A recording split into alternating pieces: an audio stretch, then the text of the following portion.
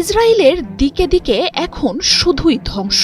এক সময়ের সাজানো গোছানো তেল আবিব পরিণত হয়েছে যুদ্ধক্ষেত্রে।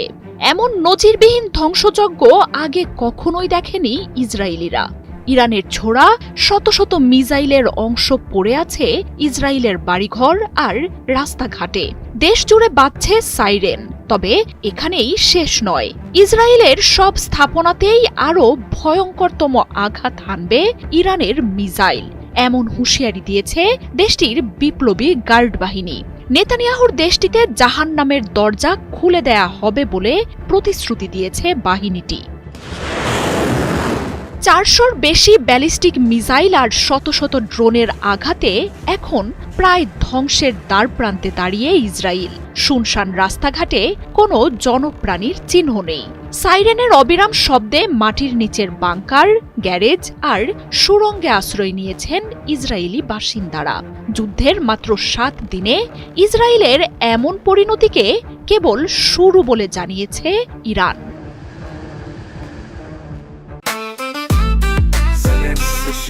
জেনেক্সে শিফট করো, লাইফকে লিফট করো। দিন দিন ইসরায়েলকে আরো ভয়ঙ্করতম হামলার মুখোমুখি হতে হবে বলে হুঁশিয়ারি দিয়েছে আইআরজিসি। ইসরায়েলের যে কোনো স্থাপনা, যে কোনো অংশেই আছড়ে পড়তে পারে মিসাইল। ইরানের হামলায় 22,000 বর্গ কিলোমিটারের ইসরায়েল পুরোটাই এখন যুদ্ধক্ষেত্রে পরিণত হয়েছে। সামনের দিনগুলোতে নেতানিয়াহুর জন্য আরও চমক অপেক্ষা করছে বলে বার্তা দিয়েছে বিপ্লবী গার্ড বাহিনী। বৃহস্পতিবার স্মরণকালের সবচেয়ে ভয়াবহ মিসাইল হামলার শিকার হয় ইসরায়েল। ইরানের বিভিন্ন অংশ থেকে একসাথে 30টির বেশি মিসাইল ছুটে যায় ইসরায়েলকে লক্ষ্য করে।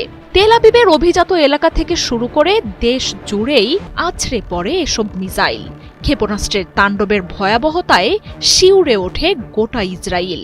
পশ্চিমা গণমাধ্যমগুলোর ভিডিওতেই ইসরায়েলের ধ্বংসস্তূপের যে ছবি উঠে আসছে তা যেন গাজাকেও হার মানাচ্ছে। কোনো উস্কানি ছাড়াই ইরানে হামলার জবাব ইসরায়েলকে হাড়ে হাড়ে বুঝিয়ে দেয়া হবে বলে জানিয়েছে ইরান। নিজেদের হাতে থাকা সমরাস্ত্রের 5% এখনও ব্যবহার করেনি দেশটি। ভান্ডারে আছে ইসরায়েল আর পশ্চিমাদের চমকে দেওয়ার মতো আরও শক্তিশালী মিসাইল।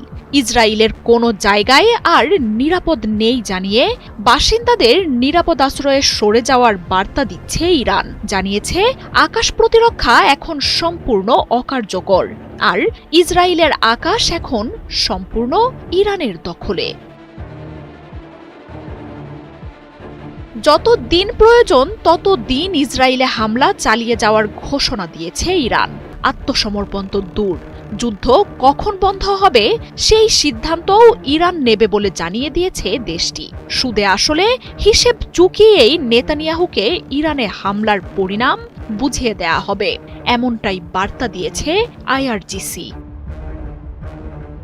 মার্জিয়া উপমা, ৭১।